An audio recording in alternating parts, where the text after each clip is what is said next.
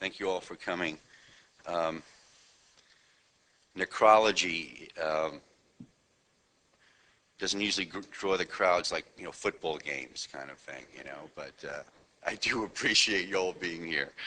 Um, so let me just give you a little bit of background. It was, beautiful, give you a quick snapshot of who I am and where I've been. And it's kind of a eclectic past up to, trying different things. But let me tell you how I started out with this interest in death. I come from pretty much, middle class or whatever. My father was a police officer in New York City. He was a homicide detective. Then he became a narcotics detective. And typical of that particular industry, they don't talk too much about their business when they come home. But we lived on the outskirts of New York City. That's where I grew up.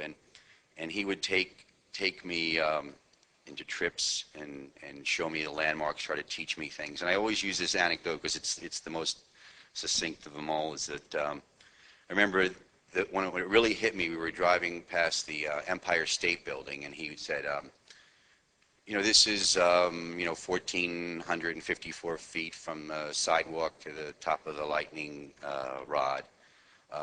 And by the way, there's been 29 people who've jumped off this building since it was made in 1930. And that's the little side note that stuck with me.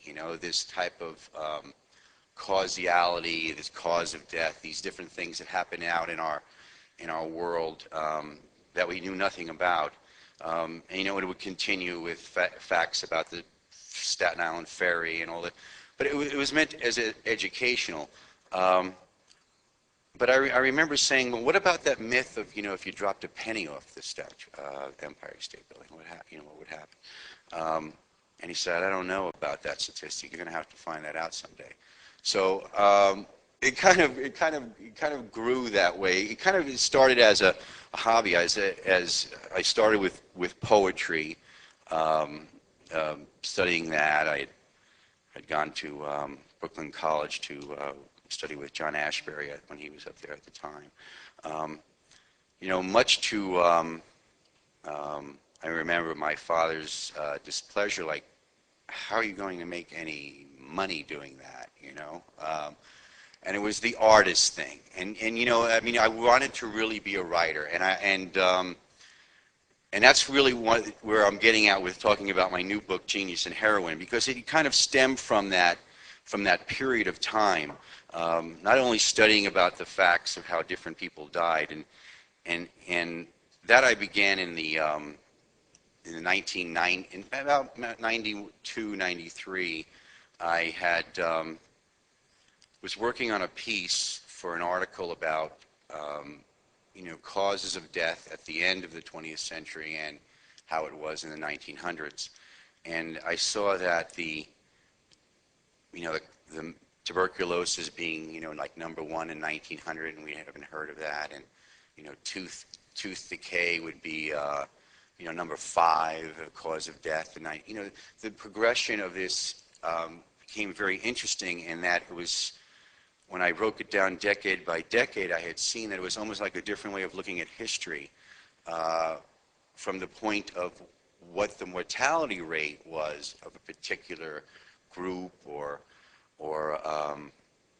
trade. And it was broken down that way. And I had gone all the way back then to the earliest records that I could find in the 1700s, and there were only 100 known causes of death. While today, when I went through the CDC's records and every other national National Archives, every place that kept different records, I counted over 4,000 different ways people die today. So there was a natural curiosity to see what was the difference, how did things change. Of course, in the 1700s, they would put fever as a cause of death, which today we might have 100 different known causes of death for that, any kind of, different diseases which we know the epidemiology of right now. But And then it became even more intriguing when I was studying these old records and looking up obituaries, that, you know, some of the causes of death were even more bizarre. They would put, one cause of death was the best. This guy in Massachusetts had lack of ambition as his cause of death. So I remember that there must have been slackers back then too, you know, in the 1700s. But visitation from God, all these kind of like poetic descriptions of death, and there was really no track record of no one kept records of this. And then I became intrigued by this sort of hero, this guy named John Grant, who was in the 1600s. I found his biography to be most inspiring, and this is probably even the scariest part about me. This guy was a haberdasher. He made hats in London. But he had this curious hobby of going out after work and going through London and visiting the morgues and finding the causality of death. He was the first person that ever did this. Before there was census, the Romans had always taken census to know how many people there were there and how much taxes and forces they had. They were doing that for thousands of years.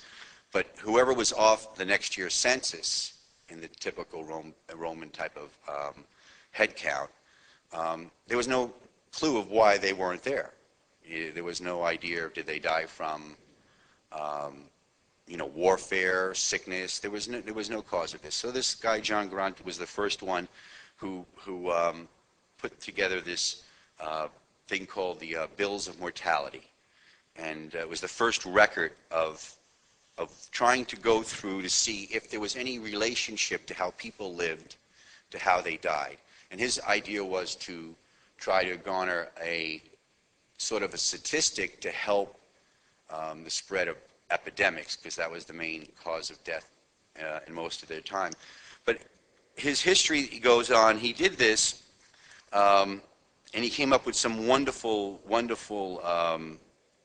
causes of death. I gave a small segment of some of the deaths that he had found. There were 14 people that died in this one area of London over this 6-month period of what they called blasted. 14 people, which there was never even any book that I could find out what that meant, you know. So I had to piece it together through other writings, and it came to mean somebody who wasted away a ravaged-looking condition to the dead body. So he would keep going on through this of 79 people were executed in that year. One person fainted in a bath. That was the cause of death. Grief was 59. And later on, these became actual causes of death. Someone could die of grief due to this report. It would be the thing, brokenhearted.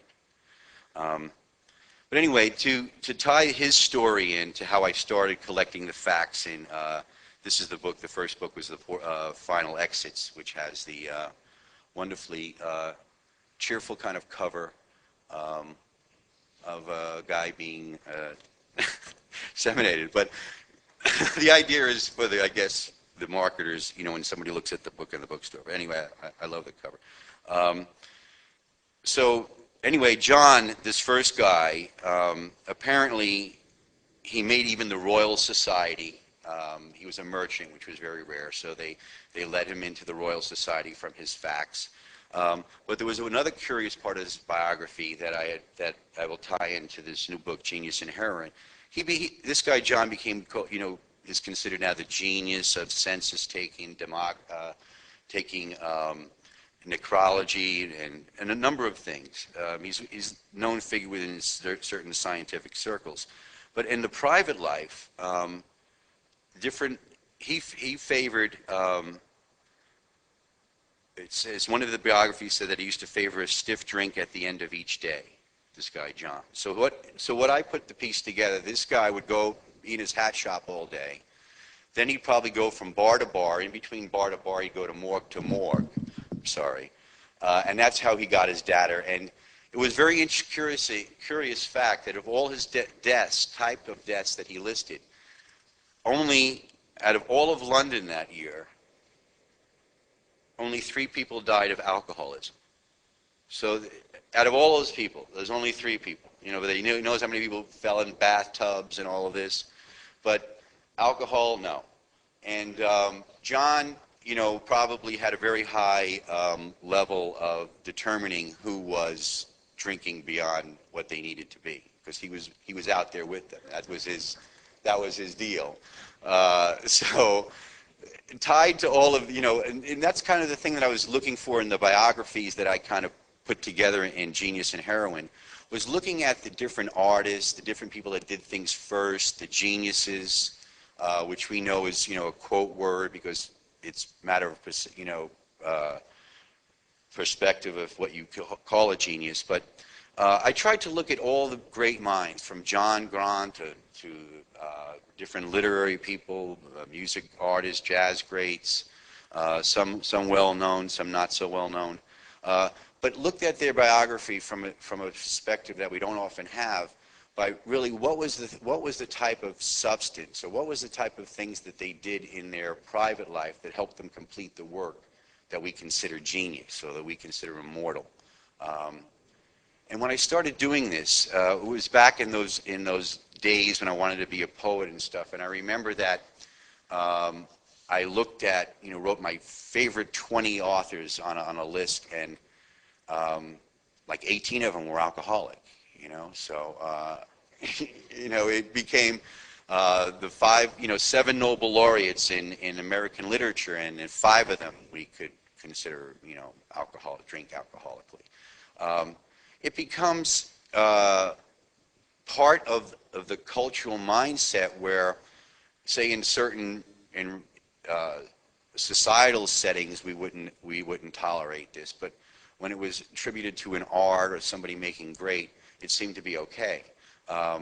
Except when I got to the details of really a lot of the guys' lives. I mean, it would not be pleasant to be, you know, anywhere near a lot of these guys as far as living with them and stuff.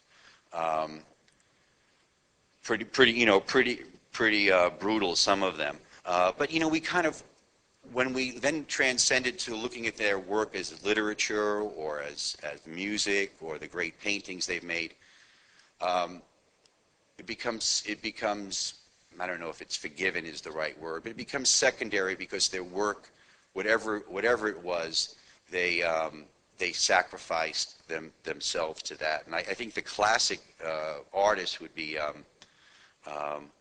Amedeo Modigliani, the Italian painter who moved to France. But I mean, from a very young age, he was instilled with this idea. His mother would tell him that he was very sick. He was the last of a large family, and his mother would tell him, poor Amedeo, he's such a sick child. He's not going, you know, any little cold he had, he was pampered that way.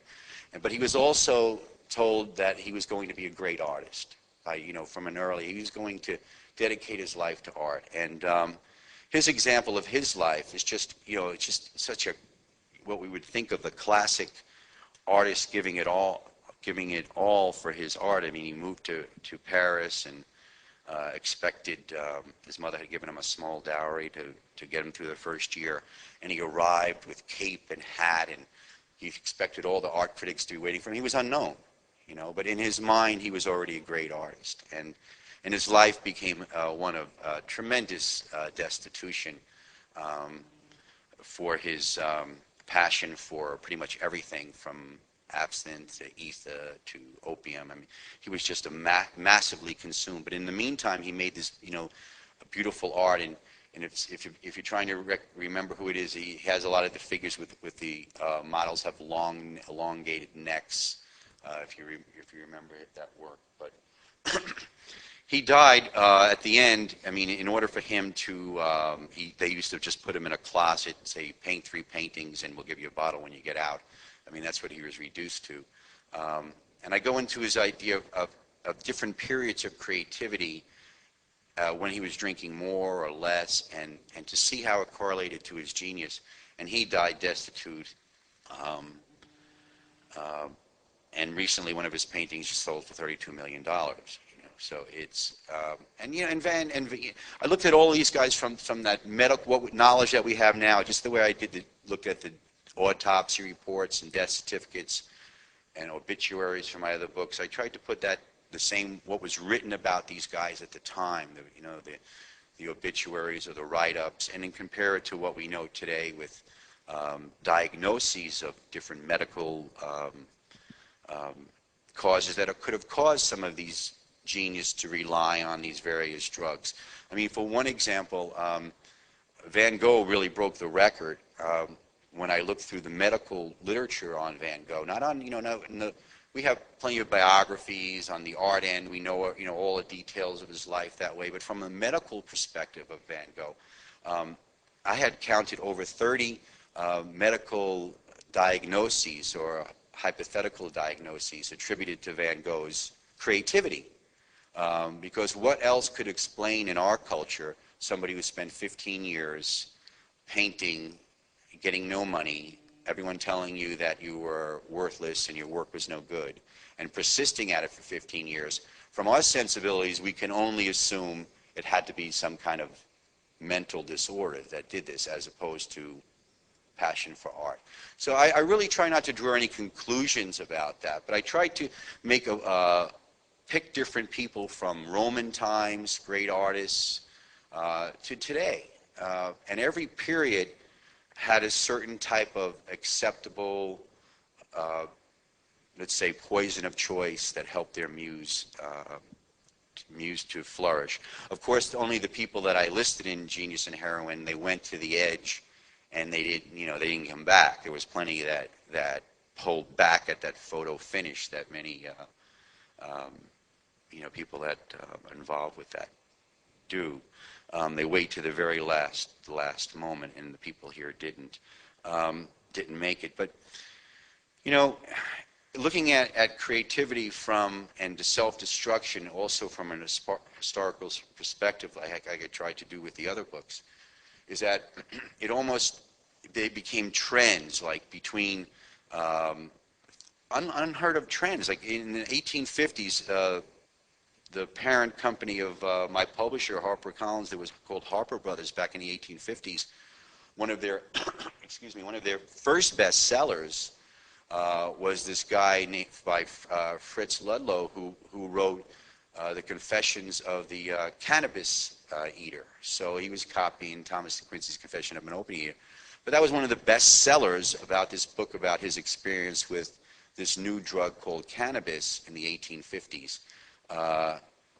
It's just their stories. When I read their research, did their research on their lives, and the stories that I included in the book, you read the habits of this guy from 1850. I mean, he was a college student, this guy Fritz, and he used to like to hang out at the local apothecary. And back then they would mix their own drugs. So this new concoction came in called Tilden Extract, which was a cannabis-based elixir, and it was marketed as a way to get off of opium, because it was just laudanum and other opium elixirs were just widespread through the 1800s. Everyone used it all through the population, even though they knew the dangers and what. Nothing like today, but for people that were experiencing the addictive qualities of this. They were trying to market this cannabis thing. So this guy Fritz just took it by the spoonfuls, and now with the chemical, we looked at what one of those spoonfuls or teaspoons would contain in today's standards, and it was like each teaspoon was like 10 or 15 marijuana cigarettes of THC. So this guy was just, deep in it. He was drinking half a bottle a day of this stuff. And he wrote his experience about it, and it was he's talking about all the different levels of consciousness and stuff, and it actually became, same as Thomas de Quincey's book about the opium eater that he wrote in London, pretty much about 10 years before that. These kicked off crazes. These kicked off crazes just like, college crazes now. They kicked off different various crazes where other people would try this because there was this popular book about the thing. And even in scientific communities, Humphrey Davy was a well-known scientist. isolated a number of elements on the periodic table, early electrical theories, all this stuff. But he was the same type of this kind of genius mind where he was not going to look for anyone else's research. So he had an experiment where they were trying to determine what was better, alcohol or nitrous oxide. Um, at the time they believed alcohol was a stimulant. Now we know it's a depressant, but they believed it was a stimulant. But they were and let me put this in context, because back in the 1800s and the 1700s, the average alcohol consumption was 5 gallons per person, while today it's less than 0.025. So what they considered, what we consider alcoholic now is really kind of, they considered a person fond of drink, back then. So, but they still had this problem with this, so getting back to Humphrey Davy, he did this experiment with nitrous oxide, and these guys would he inhaled this huge bag of nitrous oxide, tried to scribble notes as he's passing out, and blacked out for 3 hours. Or his other tests show in his lab, he drank, 6 to 7 gallons, incredible amount of wine, and tried to write notes as he's passing out and getting to the state, to describe the state. So anyway, he became sold on this nitrous oxide as it was better than alcohol because it left no hangovers. But he knew nothing about the addictive properties of it. We call it nitrous oxide laughing gas now, So, and back then he had all the apparatus, and I have some pictures in the book of the different apparatus that they would use. They would sell these in fancy shops, your own inhalation bag for your nitrous oxide. And I try to show how all of these greats fit into culture. I mean, the invention of the hypodermic needle that we take for granted now was for the use of morphine. That was the primary reason that it was invented, in order for it to get faster into the bloodstream. So it became a catalyst for scientific inventions and art. So in any regard, so that's what I've tried to correlate in Genius and Heroin, and tried to tap into that early period of this kind of creativity that I had earlier mentioned, and part of that strange biography that was mentioned about me earlier is that when I received my first advance, which was just very small, for my first novel, Southern Comfort. I had been teaching school in Harlem, and I was very poor, put it that way. So advance was just tremendous. So I always remember we were supposed to invest things. So there was a corner bar that I really loved, and I invested in opening this bar, because I figured, well, I could still write my experimental poetry, and everyone said, you're out of your mind, you know nothing about running a bar. I said, I've been on the other side plenty of times. I know exactly how this operates. So anyway, that was a period where I opened this bar in the late 70s, early 80s. And it was in such a rough area that by fluke it became this kind of landmark. And it was just originally a place where writers hang out, and a lot of people were going through that period of time. And people later called it a stroke of genius. I just recalling it maybe a semi-blackout. But I decided to paint this building in New York totally pink back in the 80s, which was original then. And the Stones manager came by and saw this building and said, I would like to use this to the new thing we're doing called these music videos. And they wanted to do this song called Waiting on a Friend at the bar. So of course I said, how much are you going to pay me? But and they were very, very, very strange guys. Really cool experience. But to make a long story short, that the Stones did come there, and Keith Richards is like where can I get some dope around here? Do you guys got anybody you can run and and I'm like, we have a license, we can't do that.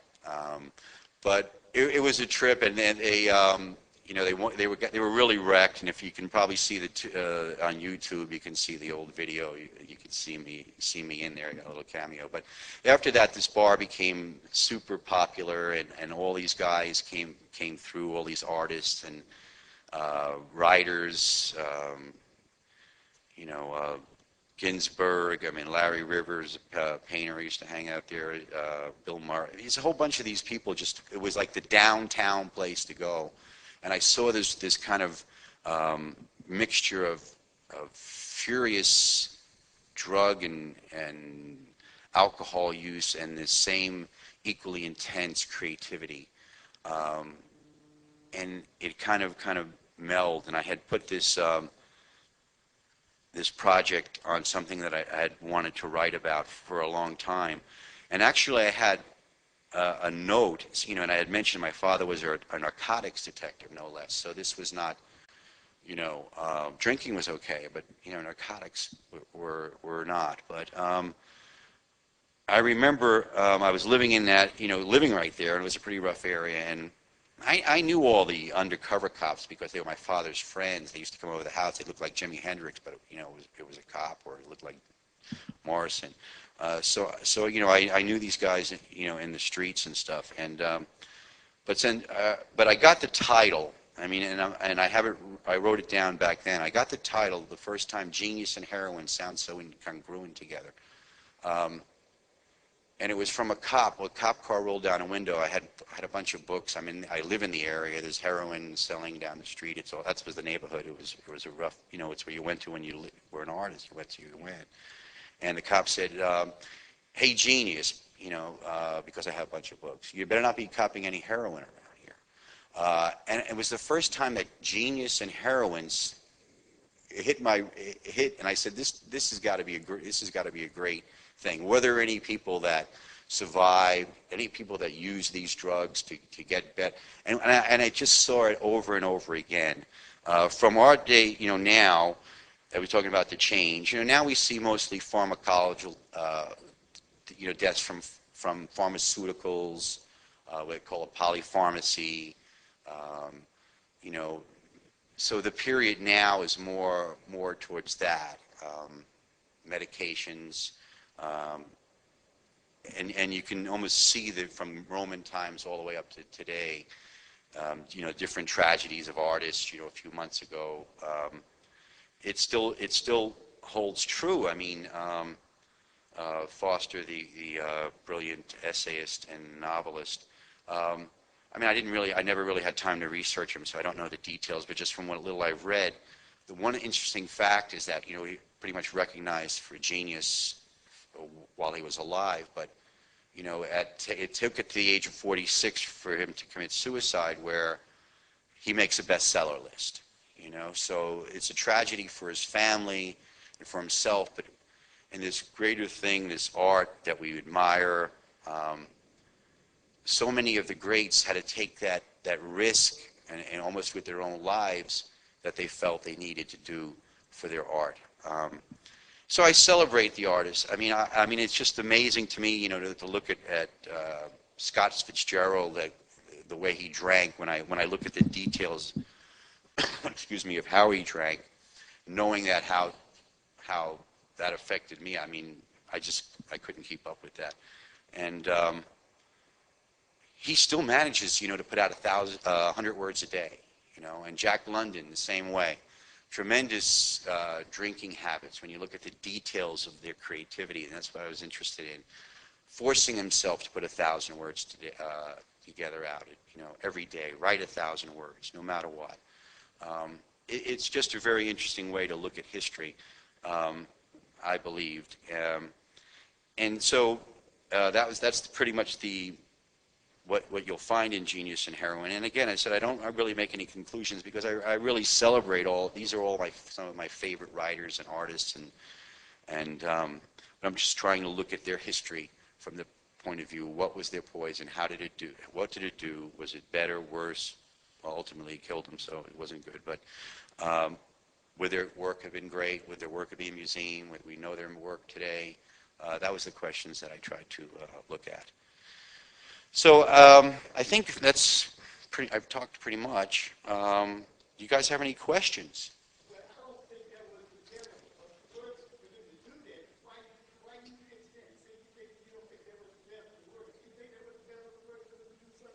I'm sorry?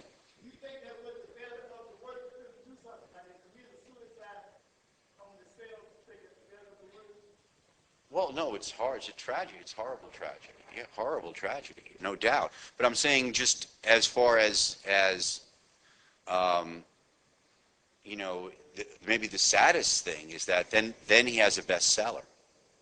You know, I mean, and it didn't change throughout history to so many of these guys.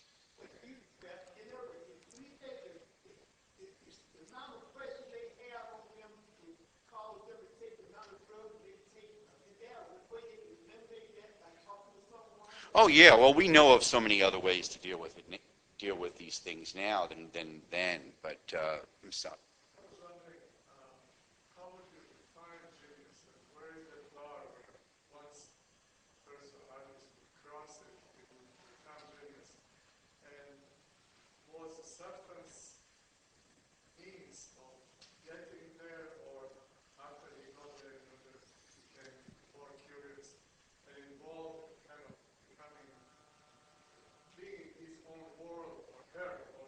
Mm-hmm.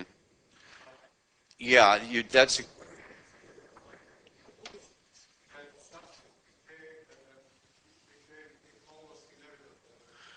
it's very true, and you know the question, you know, what came first, their genius or their torment, or was it the torment that created their genius, you know?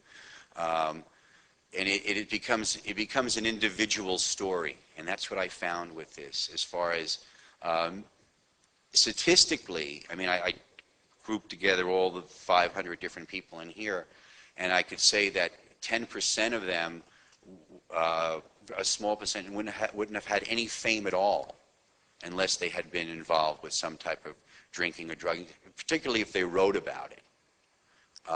That became their only fame. Um, but for the others, I broke it down in the book, you know, say the people that used alcohol for their muse. And I'm using these with quotes because we know what this means. You know, using alcohol that way. It seemed to work longer. It seemed to work where they could go through their 50s before their work started to show a deterioration. And you know, and then you go to the jazz musicians. It's so, you know, the 50s, it was almost impossible to find. It was easier to find the musicians that weren't on heroin than the ones that were. I mean, so each period had its own thing, and a lot of it. This is what I tried to talk in the book, that culturally was in that sub society of, say, those particular jazz musicians, for example, of the 50s. It was not such an abnormality. And they used to, what was it? Hampton Hayes said, watch Charlie Parker and say, and who was a notorious heroin user, but played beautifully. And they would look at this guy and say, that's what it must be. That's what I need to get this genius out or this talent out.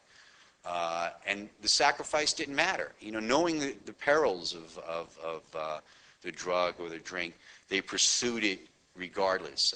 Carson McClure's, I think, of, you know, ill, sick, from childhood illnesses, but seemed to use alcohol and said, I mean, if I know it's killing me, but I can get another story done tomorrow. And those kind of you know, those kind of ways of thinking become very, very interesting when you put them against the perspective of their art or the work that they created. That was a good question. Thanks. Yes.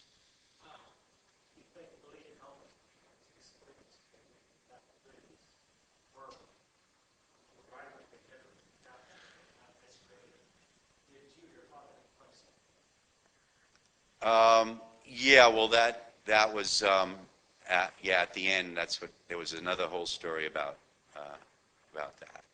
Yeah. So that's like, but another thing. But that was the time when he was in there, and that's when that's when there's another whole biography on that. But you're right. I mean, I was looking at some of these. We look at some of our greats, like Lillian Hellman, or totally destroyed that Dorothy Parker didn't leave her estate to her, and both were notorious drinkers.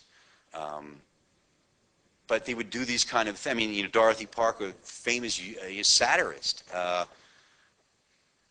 But you see how some of their drinking episodes also, and then you see their style, what they wrote at certain times. I mean, Jackson Pollock is one of the examples during his great abstract art, his freestyle art. During that period, it was the only sober period of his entire life. That time he was in the barn making the paintings now that sell for $50 million. Hemingway, his various attacks on other writers, depending on his periods of drinking. It almost is like a different way of looking at their work from what they were doing at that time, when they were abstaining, not abstaining, how much they were drinking. And I don't know if that answered your question, but that's basically what I thought maybe you would. Yeah, well, Timothy Leary's in here. I mean, it's the same kind of thing, and the guys use it for different reasons. I mean, he believed that LSD was going to rehabilitate criminals. I mean, that was the original experiments in the U.S. And in the book, I have a bunch of U.S. experiments what they tried with uppers and downers. And I mean, it's just an amazing history when you look at the drugs and the culture and how it relates to our arts. And that was what I was trying to put together in this book. Yes.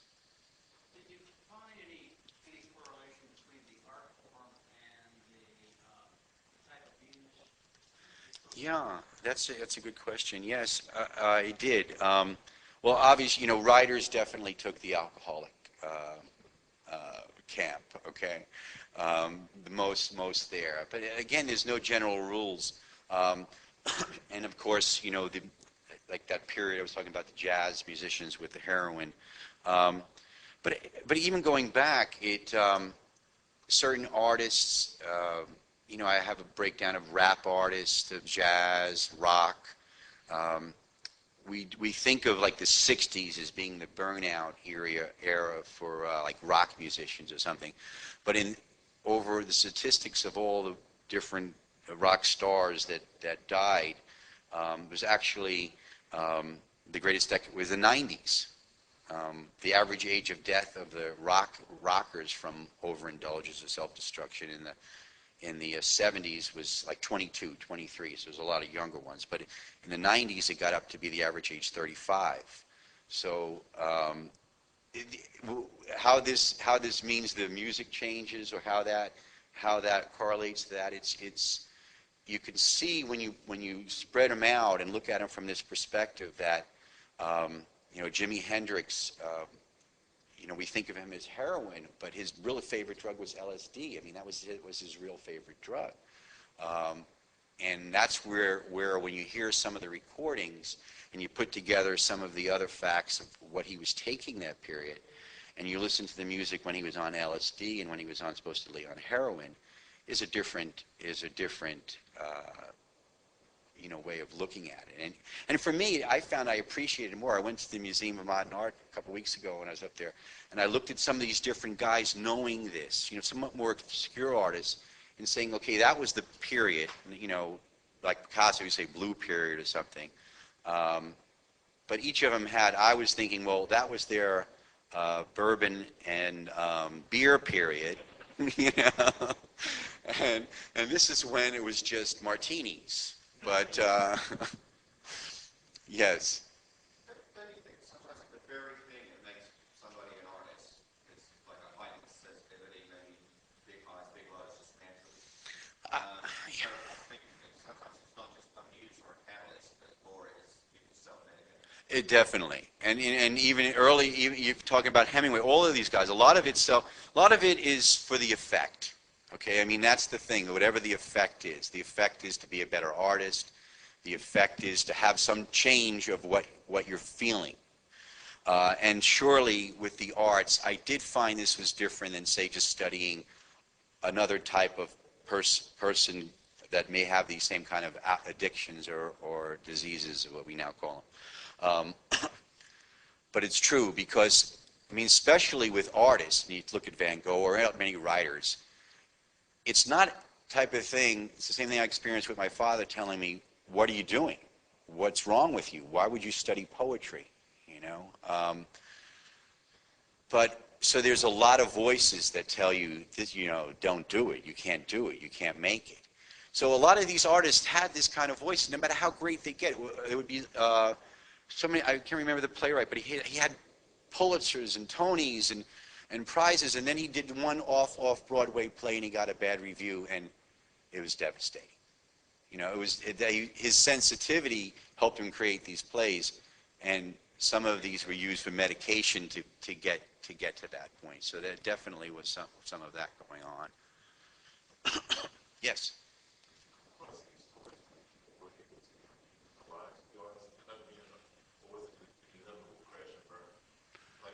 Intervene? Oh yeah, sure. I mean, those are the guys that didn't make the book, you know. So.